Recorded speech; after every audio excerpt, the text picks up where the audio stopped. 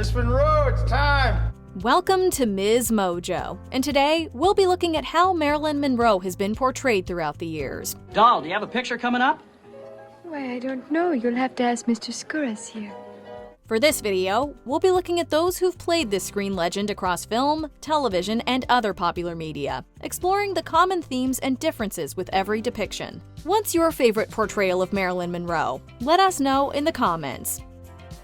Like Cher or Liza Minnelli, Monroe isn't a difficult star to imitate. Anyone can slap on a blonde wig, white dress, and breathy voice. However, there's a fine line between a good impression, a bad impression, and actually channeling Monroe. Over the years, we've seen all three. Misty Rowe was among the first to play the woman who'd become Marilyn in 1976's Goodbye, Norma Jean. Norma Jean wants to be a movie star. The film came out 14 years after Monroe's tragic death and 3 years after Elton John's Threnody, Candle in the Wind.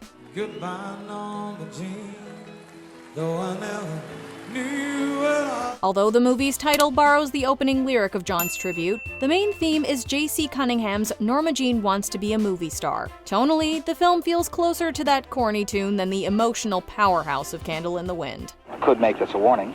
Oh, I wish you would. I would really appreciate that. Misty Rowe, despite her best efforts, sounds more like Betty Boop. Why don't we just go up to your room for a while? Now come on, we won't make any noise. Nothing doing. She'd have my hide. While there are parallels between the animated Flapper Girl and Marilyn, Misty comes off as a tad too cartoony, which does not mesh well with the film's melodramatic and uncomfortable moments. What are you doing here anyway? When you stopped me from writing that ticket, you invited me. Still, it's interesting that one of this figure's first biopics wasn't about Marilyn Monroe, but rather Norma Jean Mortensen/Baker. Monroe, the movie star, would be the focus of the 1989 follow-up Goodnight, Sweet Marilyn, which substituted Rowe with Paula Lane. Although neither of these portrayals were entirely authentic, they promoted a theme that remains prevalent in most biopics. Marilyn and Norma Jean were the same person, but what we saw on screen didn't always mirror what occurred behind the scenes. I wanna be kissed by you, just you, nobody else but you. As Andy Warhol's Marilyn diptych suggests, there were different shades to the not-so-natural blonde. The duality of Marilyn and Norma Jean has been represented in various TV movies and miniseries, from Catherine Hicks in Marilyn, The Untold Story, to Kelly Garner in The Secret Life of Marilyn Monroe. These portrayals emphasize the legend and myth of Marilyn, blurring the space between her and Norma Jean. All I want is to be loved. Is that all you want? To be loved? Well, not all. I want to be a movie star. 1996's Norma Jean and Marilyn takes this one step further, casting Ashley Judd as Norma Jean and Mira Sorvino as Marilyn, suggesting that two separate souls were embodying one host. As well as we knew Marilyn's screen persona, Norma Jean is an enigma that most people are still trying to dissect. They all hate me out there. Don't worry about those imbeciles. They're all gonna be kissing your ass when you're famous, and you're gonna be famous even if it kills me. It's hard to say who has played Monroe the most times, but Susan Griffiths is a contender for the title. The public is crying for a new Marilyn Monroe movie. After my last picture, they're just playing crime. In addition to the 1991 TV movie Marilyn and Me, Griffiths has popped up as the blonde bombshell, or at least lookalikes, in Quantum Leap, Nip Tuck, and Pulp Fiction, among others. One lucky couple will win this handsome trophy that Marilyn here is holding. Where biopics try to explore Monroe's complex side, cameos sometimes perpetuate the dumb blonde stereotype that Monroe struggled to shake, despite being quite intelligent. I was the highest earner on the block. I made more than even Chewbacca and Superman. One example is Barbara Niven in 1998's The Rat Pack, where Monroe can't remember the title of Arthur Miller's most famous play. Are you still my husband? I thought I had a new one. What's his name? You know. The one who wrote Death of a Mailman. While Miller and Joe DiMaggio are often depicted in Monroe biopics, the relationship that's arguably garnered the most attention is her alleged affair with Mr. President himself. Happy birthday, Mr. President. Outside of that happy birthday performance, the relationship between Monroe and JFK remains clouded in mystery. How's it for you? being an actress. Is that what I am? Well, I think so. And relax, Mr. Attorney General. Thus, most portrayals take liberties. Their dynamic takes center stage in Marilyn and Bobby, Her Final Affair, where Monroe, played by Melody Anderson, expects the president to leave Jackie for her. In The Kennedys miniseries, Monroe, played by Charlotte Sullivan, becomes obsessed with the president shortly before her death. You're asking me to forget about the man I love, the man I want to have babies with. There's no future for you and Jack. You need to accept that. Although Monroe is often played up as a naive, jilted lover, there's little proof that the relationship was serious, with some historians believing any sexual encounters were casual. There may be evidence backing up the affair, but many depictions of Monroe dive headfirst into rumors, conspiracy theories, and straight-up fiction. Please welcome to the stage tonight's winner, Miss Marilyn Monroe. Although not officially named Marilyn Monroe, Teresa Russell definitely imitates the actress in 1985's Insignificance, where she meets a professor modeled after Albert Einstein. She was a famous actress. He was a great thinker. Monroe has been an unlikely subject of the horror genre, with Francine York playing her in 1992's Marilyn Alive and Behind Bars, which suggests her death was faked. They insured my life for millions of dollars, and then they murdered a lookalike Marilyn Monroe and left her in my bedroom. American Horror Story gives Monroe a bizarre connection to aliens. I tell you, we have a treaty with aliens. And it's as if I've told you that we're repainting the Lincoln bedroom. Well, I've always known something like this was happening. In that series, she's played by Alicia Soper, who previously appeared as Monroe in another Ryan Murphy show, Feud. I always said that if I was the star, it was because the people made me a star.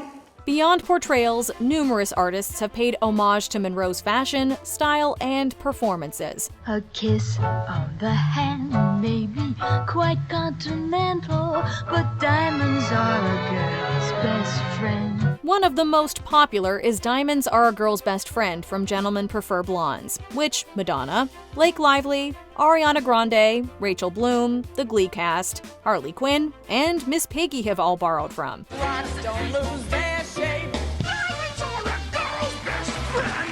This scene has inspired enough homages and parodies to make a MsMojo top 10. The other most replicated moment from Monroe's filmography is the white skirt over the subway grate in The 7-Year Itch. Ooh, do you feel the breeze from the subway?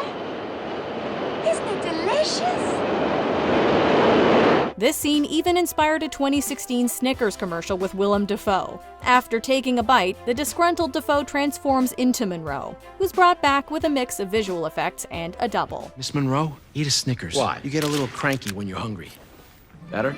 Much better. The short-lived NBC musical drama Smash was among the most unique interpretations, revolving around a Broadway show about the bombshell. Are you ready to make someone new? You're the team that must teach me to do the 20th century Fox Mambo. While Katharine McPhee and Uma Thurman both take a crack at Marilyn, most would agree that Megan Hilty got the look, voice, and performance down to a T. Much of the show centers on who will play Marilyn, but there really should be no contest. Have you heard Hilty's rendition of Don't Forget Me? When you see someone's hurt and in need of a hand, you don't forget me.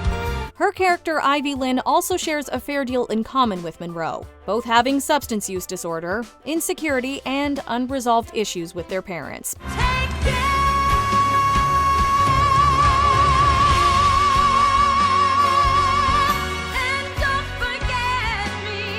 On the silver screen, Michelle Williams perhaps gave the most significant turn as Monroe in My Week with Marilyn. And in such a way that the customers say that I certainly can. Rather than cover her whole life like some other biopics, this film explores her work on The Prince and the Showgirl, told from the perspective of friend Colin Clark. So what's your job on this picture?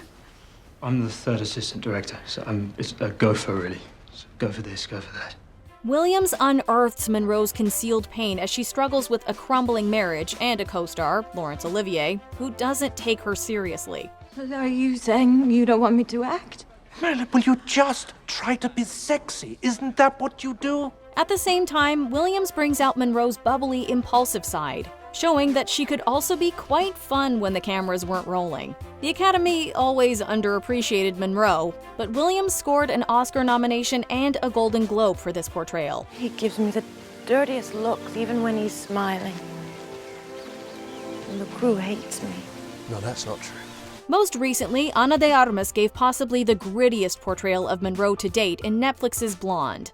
I know you're supposed to get used to it. And we all lose our charms in the end. But I just can't. This isn't the first adaptation of Joyce Carol Oates' biographical fiction novel, previously being a CBS miniseries starring Poppy Montgomery. With an NC-17 rating, though, this version goes to much darker places. But I don't like this. I don't like that my strap breaks when I curtsy. See, I think it's cheap and it's vaudeville and it's the Marx Brothers and I Darling, don't... it's comedy. Although a judgmental portion of the internet was up in arms about a Cuban and Spanish actress playing Monroe, de Armas proved the haters wrong with a gut-wrenching, spot-on portrayal. When I come out of my dressing room, I'm Norma Jean. While her performance was praised, the film itself has been divisive. Blonde runs for almost 3 hours, with Monroe suffering in almost every scene. I can't face doing another scene with Marilyn Monroe. Some have called this excessive and exploitative. This begs the question, are all portrayals of Monroe exploitative to an extent? Is some of her story resonant for you as someone is beautiful but needs to be taken seriously as an artist? Absolutely. I think at the beginning I was wondering what I would have in common with her, and to my surprise, it was a lot more than I thought. Before we continue, be sure to subscribe to our channel and ring the bell to get notified about our latest videos. You have the option to be notified for occasional videos or all of them. If you're on your phone, make sure you go into your settings and switch on notifications. During her life, Monroe was exploited by Hollywood, the press, and people close to her. It's men like you who have made me the way I am. And if you loved me at all, you'd feel sorry for the terrible troubles I've been through. In death, people are still profiting off Monroe's image and story. I'd marry you. Thanks for saying it, but you don't have to do that. Arthur Miller even wrote 2 plays inspired by his time with her, 1964's After the Fall and 2004's Finishing the Picture. While it's a gray area for sure, we believe that many of the portrayals discussed today came from a place of affection, be it to celebrate Monroe's life or shine a light on the tragedy that led to her premature death. 60 years after her passing, Monroe remains one of the world's most iconic figures, which can be attributed to the legacy she left behind and the portrayals that keep that legacy burning. Even in death, Monroe's star shines brighter than any other, never going out. Check out this other recent clip from MsMojo, and be sure to subscribe and ring the bell to be notified about our latest videos.